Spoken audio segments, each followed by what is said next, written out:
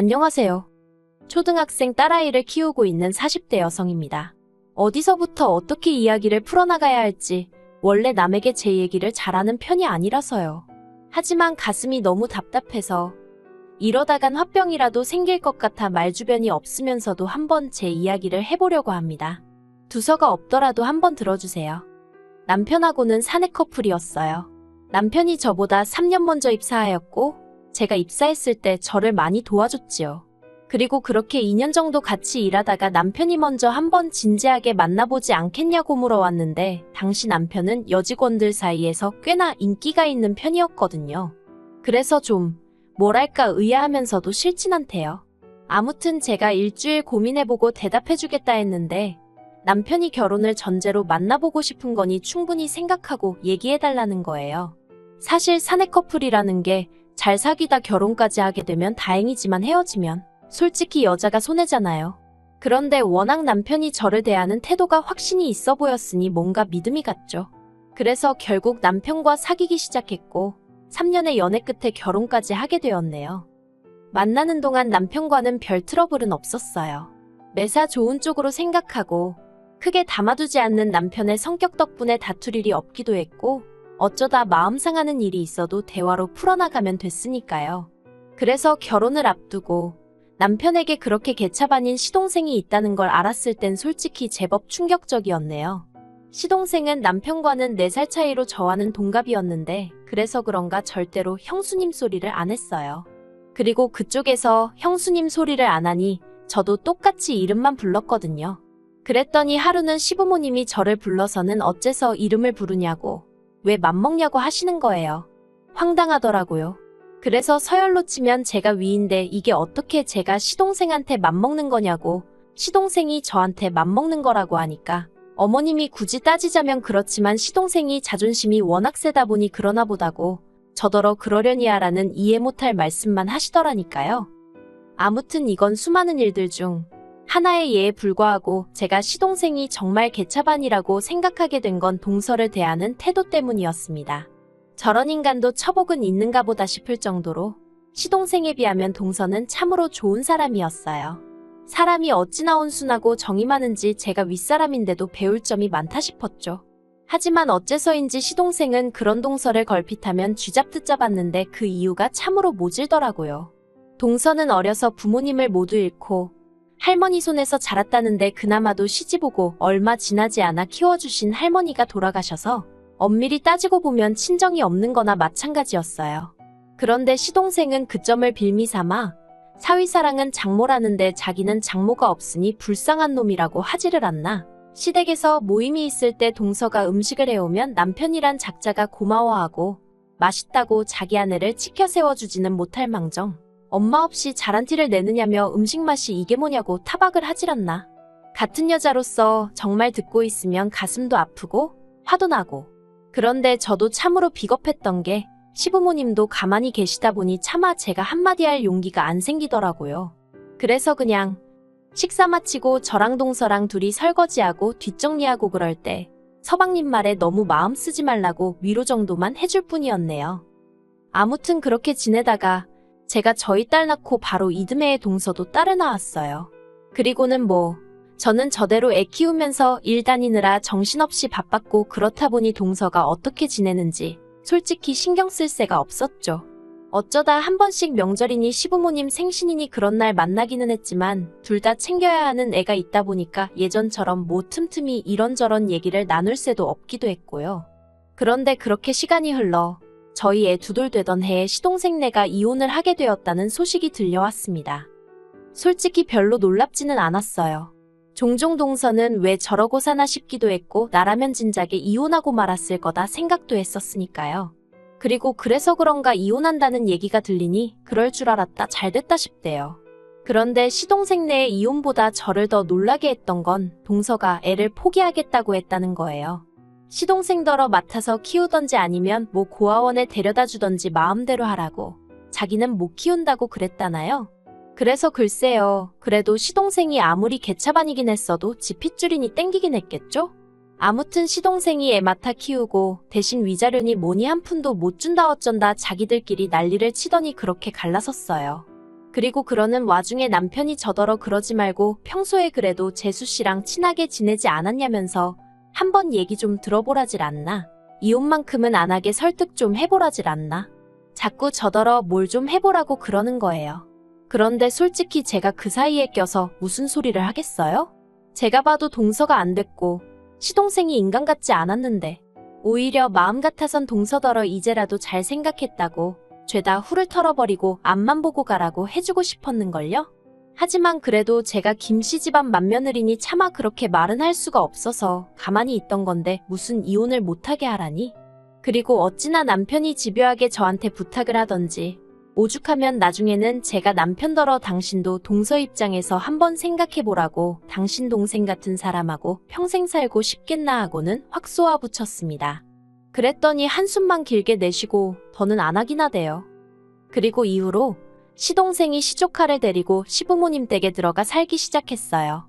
원래 처음에 한 두세 달은 어머님이 시동생네를 오가며 아이를 봐주셨는데 그것도 못할 짓이라며 불러들이신 거죠.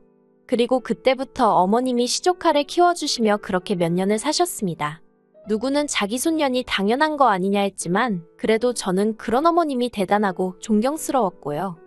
그런데 그런 어머님께서 교통사고를 당하시면서 상황이 이상하게 돌아가기 시작하대요. 교통사고 자체만 놓고 보자면 아주 큰 사고는 아니었어요. 이렇게 표현해도 될지 모르겠지만 경미한 접촉사고로 시쳇말로 피본 사람은 없었거든요. 하지만 어머님은 늘 허리가 약해서 매사 조심스러우셨는데 그 사고로 인해 허리에 만성통증을 겪게 되셨습니다. 그리고 그때부터 어머님이 시조카 보는 걸 힘들어 하셨어요. 아무래도 애가 초등학교에 들어가면서 챙겨줘야 할 것도 많아졌는데 당신 몸이 안 따라주니 힘드셨던 게죠. 어머님에 비하면 한참 젊은 저도 아침에 정신없이 애 챙겨서 학교 보내고 출근하고 그러면 혼이 쏙 빠지는 것 같았으니까요. 한편 그 무렵 제가 일하는 부서가 개편이 되면서 애엄마 입장으로는 운 좋게 재택으로 근무를 할 수 있게 되었습니다.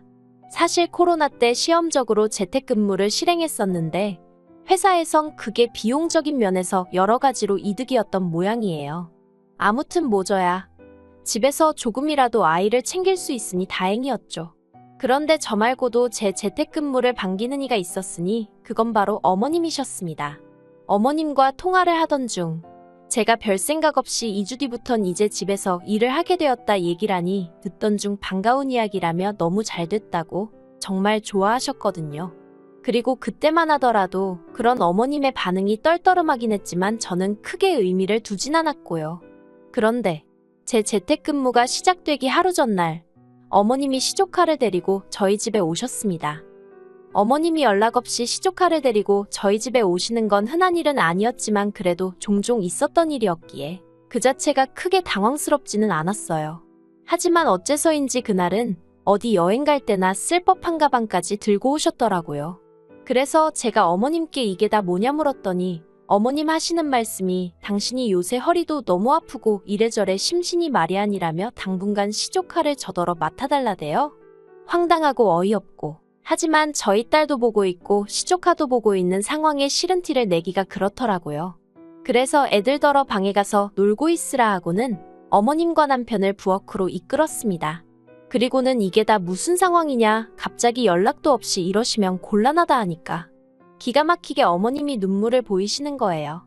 제가 정 싫다 하면 별 수 있냐 데리고 가야지 하시면서 말이죠. 그런데 어머님이 눈물을 보이시니 직전까지 난처한 기색을 보이던 남편마저 어머님 편을 들기 시작했습니다. 저더러 지난 몇 년간 어머님이 얼마나 고생하시는지 너도 직접 보지 않았냐면서 그때마다 너 우리 어머님 참 대단하시다 그랬다고. 그러니까 당분간만이라도 어머님 휴가 드린다 생각하고 한번 도와주면 안 되겠냐 하는데 환장하겠더라고요. 그리고 결국 저는 어머님과 남편을 어쩌지 못하고 일단 알겠다 했습니다. 다만 이게 절대 1년이고 2년이고 데리고 있겠다는 게 아니고 당분간만이라고 했죠. 그런데 정말이지 아이를 상대로 이렇게 말하고 싶지는 않았지만 아주 음흉하고 못됐더라고요. 제가 저희 애한테 늘 강조하는 게 사람은 남을 속이면 안 되고 항상 정직해야 한다는 거였는데 보란듯이 옆에서 거짓말을 해대니 미칠 노릇이었죠. 그런데 막말로 제 속으로 낳은 자식도 아니고 시족하다 보니 혼을 내는 것도 쉽지가 않았습니다. 처음에는 제 자식과 똑같이 대한답시고 이러면 돼안돼 몇 번 했는데 그걸 지아빠한테 그러니까 시동생한테 뭐라고 얘기를 한 건지 하루는 시동생이 술을 잔뜩 처먹고 와서는 지혜한테 상처를 주네 만에 별 헛소리를 해대더라니까요. 그래서 그럴 것 같으면 데려가라니까 또 데려가지는 않고 아무튼 무슨 이건 상전을 모시고 사는 것도 아니고 스트레스가 정말 이만저만이 아니었죠. 심지어 한 번은 제가 뻔히 보고 있는데 저희 딸 책이란 책은 다 끄집어내서 늘어놓더니 제가 얼른 치우라니까 저희 딸이 어질렀다는 거예요. 정말 어이가 없어서 제가 나를 뭘로 보고 저러나 싶은 게 게다가 그뿐만이 아니었어요. 어머님 입장에선 그래도 어떻게 보면 저한테 막무가내로 시조카를 맡기신 거잖아요. 그리고 그래서 미안함을 느끼셨던 건지 아니면 맡겨놓으시고도 못 믿어오셨던 건지 아무튼 어째서인지 일주일이나 이주일에 한 번 저희 집에 오셨는데 그럴 때마다 시조카가 어이없는 연기를 해대는 게 아니겠어요? 예를 들어 어머님 오시기 직전까지 이것저것 집안에 있는 온갖 과자며 과일이며 주전부리는 다 먹어치워 놓고 막상 어머님이 오시면 자기는 그냥 밥 안 먹어도 된다면서 제 눈치를 보는 척 하지를 않나. 그러면 어머님은 이제 제가 애한테 먹는 걸로 평소에 눈치를 주는 거냐 하시며 가뜩이나 엄마도 없는 애한테 그러지 말라 하시고 그럼 저는 저대로 억울하니까 그런 게 아니라고 말씀을 드리면 어머님은 또다시 어린애를 상대로 너무 그러지 말라고 하시니 정말이지 이건 당해보지 않은 사람은 모를 거예요. 정말 진짜 제 속을 까뒤집어 보여드릴 수만 있다면 그러고 싶은 심정이었으니까요. 그리고 결국 3개월쯤 되었을 때 저는 없던 신경성 위궤양으로 피까지 토하게 되었고 더는 이렇게는 못 살겠다 싶더라고요. 그래서 시부모님과 시동생더러 당장에 애 데려가라 했습니다. 그리고는 병원 진단서까지 꺼내보이니 기껏 한다는 말이 너는 왜 이렇게 애가 예민하니 어쩌니 애 하나 휘어잡질 못하니 그래도 뭐 결국엔 데려갔어요. 그래서 이제 다 끝났다. 난 자유다. 속으로 쾌재를 외쳤죠. 그런데 몇 달이 흘러 올해 초였습니다. 사실 저를 제외한 제 모든 친정 식구들은 미국에 있어요. 저도 학창시절을 미국에서 보냈기 때문에 시민권이 있고요. 그런데 저희 남편이 이게 참 제 얼굴에 침 뱉기 같습니다만 남편이 막말로 뭣도 아니면서 자기가 뭐 한다고 다른 직원들을 대신해 회사를 상대로 총대를 메고 나섰다가 그만 일자리를 잃었어요. 아무튼 그러면서 졸지에 제가 외벌이가 되었는데 솔직히 눈앞이 깜깜하대요. 남편이나 저나 일하는 업계가 워낙 인맥을 중요시하고 입소문이 빠른 곳이다 보니 이직이 쉽지 않을 건 보나마나 뻔한 일이었으니까요. 그런데 이 얘기를 친정부모님께 하니 그러면 이참에 미국으로 너희도 들어와 하시는 겁니다.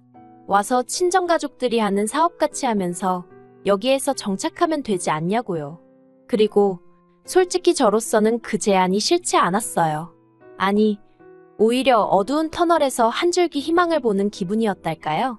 게다가 이야기를 전해들은 남편도 가타부타 따지는 것 없이 좋다 했으니 역시 죽으라는 법은 없구나 싶었죠.